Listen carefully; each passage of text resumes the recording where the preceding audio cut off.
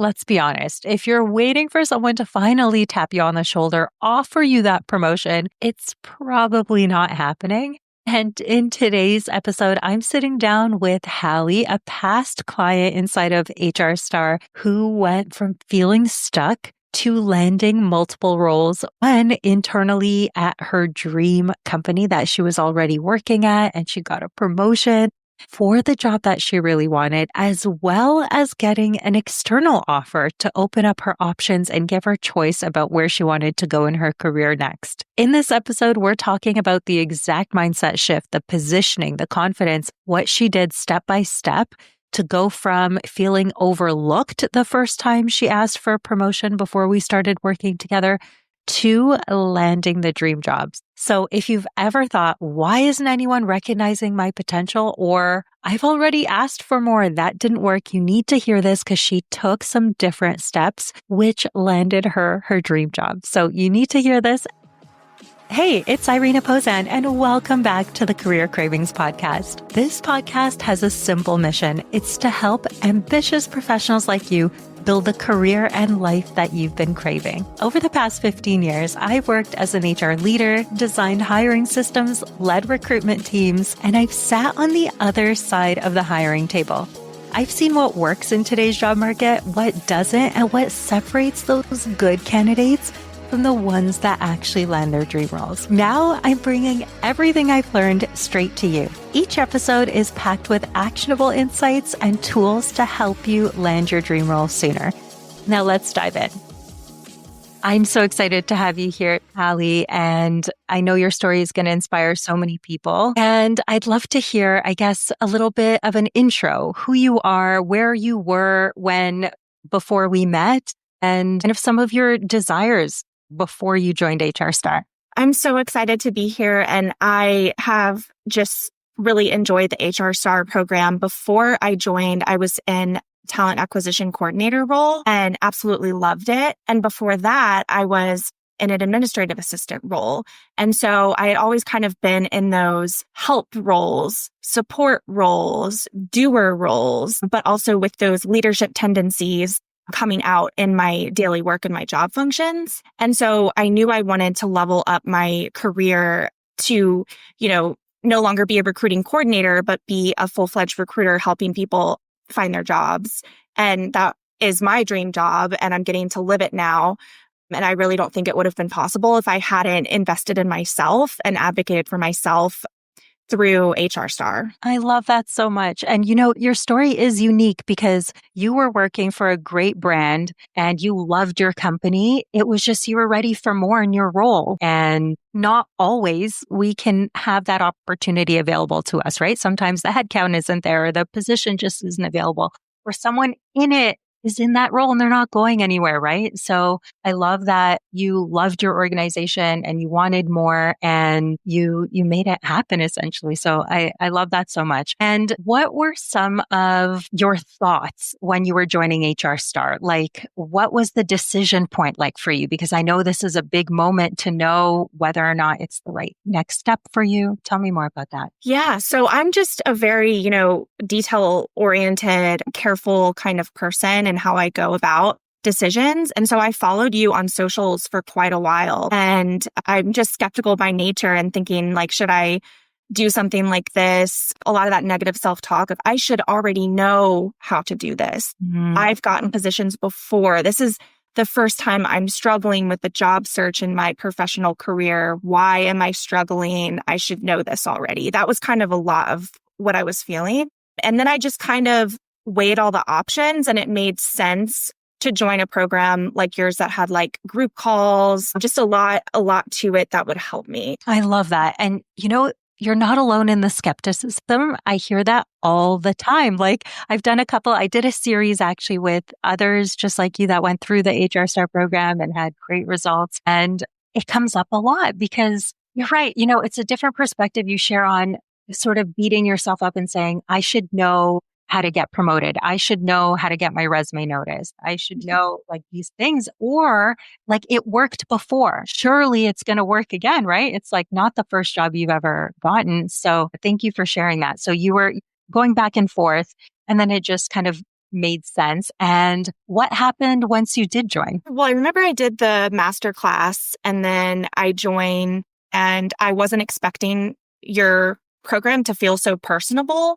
So, getting that email from you, even of just like when the group call is, hopping on that, immediately being able to talk to other people and have that mentorship and camaraderie outside of my company, because we don't always feel comfortable doing that with our coworkers. And I was getting insight on a lot from people I admire on my team and within my company, but it just wasn't enough of that perspective. And hearing how you would reframe how I could reframe my experience and the skills I already had, it was just changing to where I started getting more responses on my resumes and more phone screens, like from the get-go. I love that. Okay. So you join the group calls, your confidence starts kind of changing as well. And after the resume transformation, it sounds like things changed. Can you kind of share a little bit more on that, like the before and after from your first resume to the one that we ended up creating together? Yeah, I would say like it wasn't enough that I had action verbs and I had some results. You kind of helped me reframe my entire story and leave out the parts that didn't matter and highlight the parts that did. And I was fortunate that I was able to look at what I've been doing in the talent acquisition coordinator role the past 3 years and where I want to go and speak as if I was already a recruiter, because I was doing so many recruiter job functions. And before HR Star, it seems obvious now, but I was not going in to the very few and far between phone screens I had speaking in that way. And that's what really changed when we sat down and did the transformation. I love that so much. And this is such a big insight, I'm sure, for anyone listening as well, because sometimes we know our story too well. Like we know all the details of like your role, and picking out the most relevant parts to the audience and the recruiter and who you're speaking to about what they're looking for is a skill. And it does take time to refine and really put yourself in the perspective of, okay, what is this person looking for? And have I done those things? And in your case, yes, like you have, right? So it's like looking at that, where you're a match. And when you speak closely in that way, like acting as if you're already in the role, acting as if you're already in that function in your organization in a way where you're pulling out what you're already doing, that's a match, is amazing. Now, of course, in your case, you were already doing that, which really, really helps. Not everyone has that, but even that positioning, and I'm sure the confidence in the way you said and described the role was very different. I still needed that authenticity. Yeah. Because I remember some of the tools that you would give us when we would be in group calls and talk about blind spots or weaknesses or things that we hadn't done before, was just still being able to speak authentically and with confidence and just say, I've been fortunate to do XYZ and I'm excited for the next challenge of doing ABC. And just that difference. And I can't explain it. No, that's a perfect explanation. So I'm hearing the confidence. You got more phone screens, you got more interviews, and then you started speaking differently in those conversations. Was there anything about the process that surprised you or was the most surprising to you when you... Yeah, I remember when I got to the point where I received an external offer, kind of my old habits of jumping in and feeling a bit frazzled and wanting to negotiate came out. And kind of my habits of not wanting to bother you, not wanting to bother my own like job coach who's, she's got more important things to do.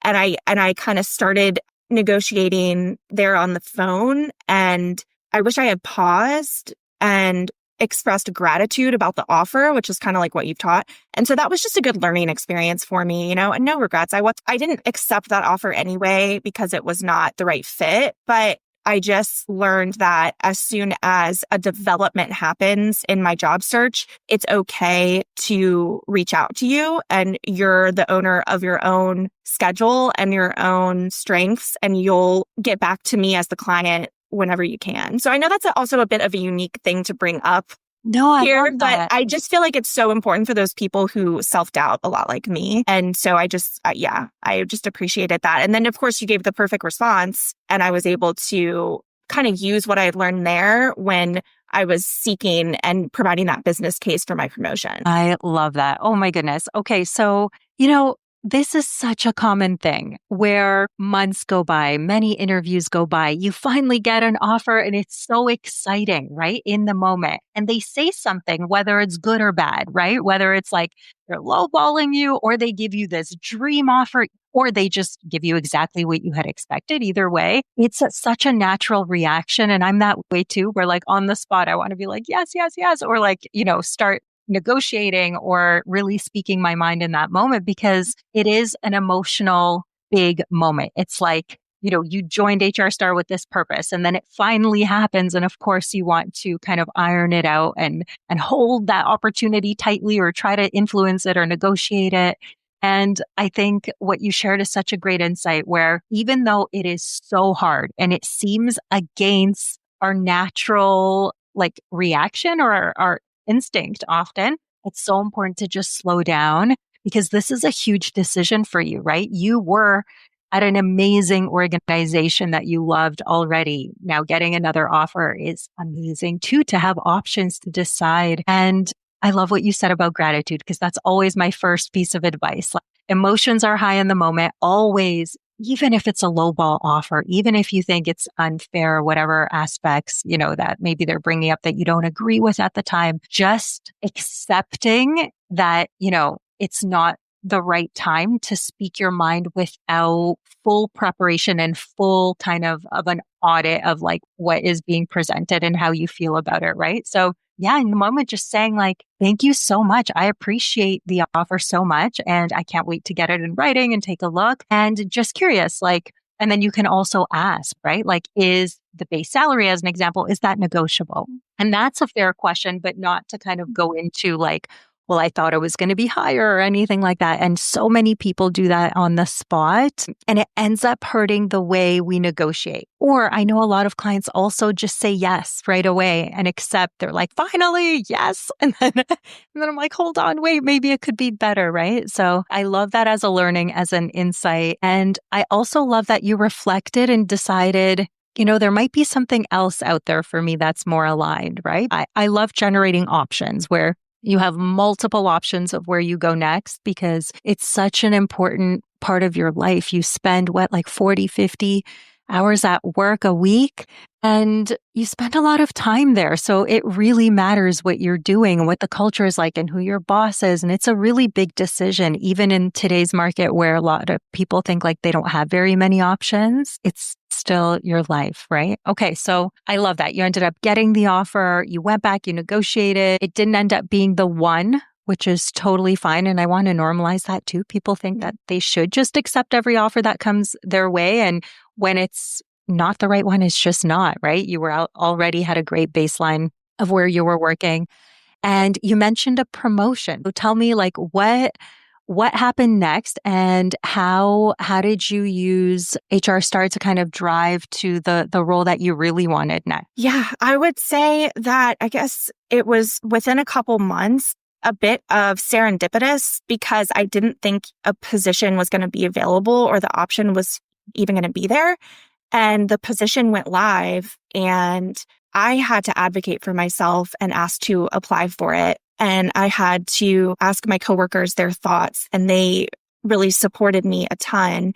And then it made my current manager support me and realize, I don't think I really expressed very well that the recruiter path is really the path I wanted to go down. I was doing a lot of recruitment marketing work as well. And so HR Star just really helped me express what I was looking for. I don't want to overwhelm people who maybe are not at this point, but the resources you provide and like the 90-day plan that you provided was extremely helpful to me because I was able to translate that and kind of do my own sort of 90-day plan and my own business case of why this promotion made sense, not only for me, but for my organization. And it paid off. It paid off and you got the promotion. So huge congratulations on that at the company that you love. And next time for your job search, whether that's in 5 years, whenever you want it to be, you are going to have even a better profile at that time because it's like you've been promoted, that there's that track record of success and everything happens for a reason, right? And the right role came up. You advocated for yourself successfully. And yeah, for those that don't know what we're talking about in terms of the 90-day plan, it's a ritual that I include in HR Star that's like beyond the offer, right? But for you, although you didn't get an internal offer just yet, they already know you. They like you. They trust you. Your team was advocating for you. So at that point, they are sort of thinking like, what would it be like if you were in the role? And if you could take that as an opportunity to show them what it may be like, right? You're thinking about the opportunity very seriously and making that business case really to be promoted. It obviously worked really well for you. So has a promotion ever come up in conversation prior to this role coming up internally? So actually, I have been promoted twice in this system, in this children's health system. And when I was an administrative assistant, I was on the fundraising side. And so when the talent acquisition coordinator role opened up, the director really kind of introduced me to the people ops TA world and interviewed me, and somehow I got that and I was able to transfer into that. So that is my previous experience. So again, I know it's unique, but it's really not that unique, you know? So yes, it's beautiful. So many people build careers that way internally. I've definitely done it, especially when you're at a great company. Sometimes that's one of the first steps. I actually had another client maybe about a year before you joined. And Natasha, she worked actually for a local hospital here in Toronto. It's actually very similar, but she was in an entry-level role that wasn't HR focused. And her dream was like to pivot into HR, maybe like the first time when you were moving into the people ops side. And she had gone for a promotion before and it just didn't pan out. They selected another internal candidate.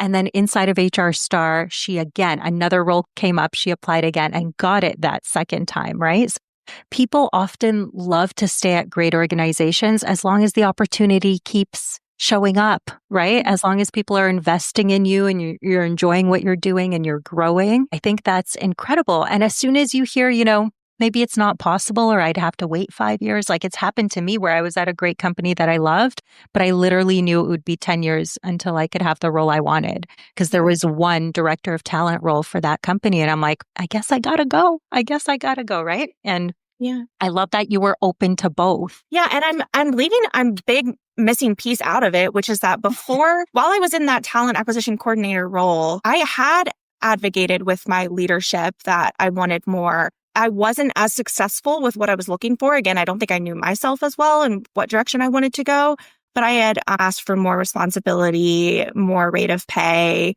So it was kind of me trying to put those feelers out. And I think in this day and age of modern employee culture, that's okay to do. And I had that rapport, but I still wasn't successful necessarily. And then I joined HR Star and it was the same leadership I went to again when the position opened up. And that time I was successful. So I just think the proof is in the pudding that I had to invest in myself and kind of spend the time. That's beautiful. What do you think the biggest shift was? Like looking back, I could see kind of putting the pieces together where you're like, okay, I tried it once, it didn't work. The second time it did work. What if you could attribute it to like one thing that changed within you or something that happened? Like why were you successful the second time around? I think it really was practicing, transforming my resume, which at the same time that we transformed my resume, it transformed my professional story, and then practicing that professional story and learning, like you said, still, I'm not perfect, but learning to slow down and pause, express gratitude, all those little things kind of built it up into one big improvement. I love that. When we have clarity on ourselves, our career story, and where we want to go next, once that is very clear, you can bring people onto that vision because they could see you're passionate about that. And then they could see you in that role.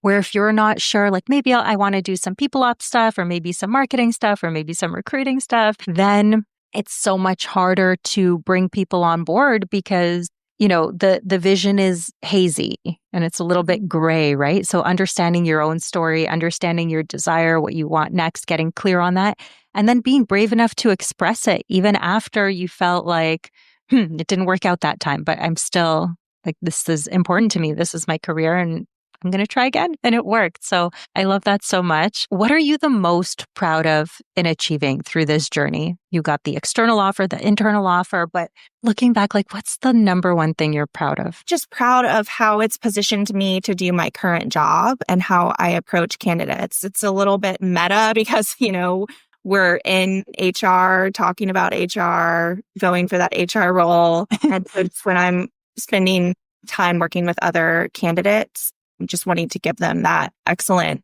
service and think about it from all perspectives, the hiring manager perspective, the candidate perspective, everything. And the other twofold piece of it, as you were talking, it was reminding me that it's so simple now to be a bright light of positivity, but amongst all of that before HR Star and maybe even a little bit in the program, nothing's ever, there was a lot of struggle there and negativity. And I think HR Star just kind of helped me reset and not put that negativity out in my public facing job search and just making sure that I was always, being my positive self when I was talking with potential employers. Yes. Getting into that right mindset and the frame of mind. And of course, job search is hard. It's more challenging than it is. It takes a lot of persistence and grit and time and energy. And sometimes that gets draining, right? So there are, of course, tips and tools that can make you kind of more positive when needed, right? And it's not like a fake positivity, but really it goes back to gratitude again of okay, while I look for the next best opportunity, right now I'm in a great organization, for example. I do have opportunity. I love the team that I'm working with, whatever it is that's helping you stay positive or just having the camaraderie of the others in the program that are also doing the same thing and also seeing that struggle and being able to speak openly in those circles. And then when you show up to your job search, it's like bringing your best. Because there's such a huge positivity bias in North America, right? Everyone wants to speak to people that are super bright and positive all the time, but sometimes life is lifing, right? And things aren't always easy, but knowing how to show up as your very best self is just so important because just kind of we were talking about that conversation with leadership, first time versus second time, it's similar where if the energy you bring to the conversation also isn't showing your best self, then you won't be able to get people on board to want to extend an offer to you, right? They'll think I prefer to work with the other person I just interviewed who seems a little bit more excited or giddy or whatever the case is. Okay, I love that. Those are two really good things to be proud of. And actually, your first point about being a better recruiter, having the experience of the other side. I'm sure you can see yourself in some of these candidates, right? That now you're speaking with from a different perspective. So I love that you have more empathy for what they're going for. And yeah, it's an interesting perspective when you're in HR, going for HR roles and also having the same experience. Now, last question for you. What would you say to someone who is where you were a little while back, who's in that moment of maybe also like you following along on socials, maybe listening in here every week and still also skeptical that it may work for them or not, right? What would you say to someone who's trying to navigate that decision like you did? Sure if I should say this, but I got a 14% increase. So, I don't know, but I would say you know yourself best and Irina will help you know yourself even better after HR Star. That. So it's the increase is amazing. Internally, it's hard to get, a proper increase. Once you're in, they know they have you. And I'm so glad that worked out for you. And getting another option of an external offer that you can kind of really choose what your chapter looks like. And that you did all the work there, right? You showed up week after week when it worked. And I know you were busy with interviews and you had a lot going on, but you invested in yourself, but also grew. You took the advice. You took knowing your career story better is because you put time and energy in really questioning what's next for you and getting more clear. So I love that. And I love that it resulted in yet another promotion for you. That's fantastic. So huge congratulations. Thank you. It's perfect. And sorry, I was just going to say that after a long day, at work and when it was challenging to apply and all of that, sometimes my gratitude had to come from my personal life. So like my golden doodle laying down right here behind me. Okay, if that's all I can say that day, that's wonderful. That's fine. And that's going to propel me forward in my job search. That's a huge reason. And, I love to start calls here and there with like, I know job search can be hard, but we're going to reframe right now, right? So it's like, what is one thing you could be grateful for in this moment? And sometimes it's easy. It's like, I got a promotion at work, or like, I had a great interview. Sometimes it's really easy. And other times it's that the sun is shining. You're healthy. You woke up that morning. You have the energy to apply, even if you're getting rejections in your inbox, right? So I love that approach. It's a reframing. And truthfully, on the hardest days for me, where I'm looking ahead and it feels hard and maybe I didn't sleep well the night before, or like something's going on days where like things are happening, gratitude is so helpful from the other areas, right? Where it's like you can refocus, reshift, and really see the bigger picture of our life, because one bad interview, one rejection, whatever that looks like, it's not the end of the story. Right. And having faith that the right opportunity is coming at the right time, which is amazing. So again, congratulations. Thank you so much for sharing it so transparently. You had so much kind of positivity and golden nuggets in there. I know it'll bring something valuable to many people. So thank you so much. Hey, before you go, if you've enjoyed listening to today's show, I would love your support. Please take a moment to leave a review anywhere where you listen to podcasts. And here's the exciting part. I'm running a special contest and giving away a one-on-one session with yours truly. All you have to do is leave a review, take a screenshot, and send it to me in my DMs. All of my contact info is in the show notes. I appreciate you so much, and I cannot wait to build the career and life that you've been craving together. See you next week.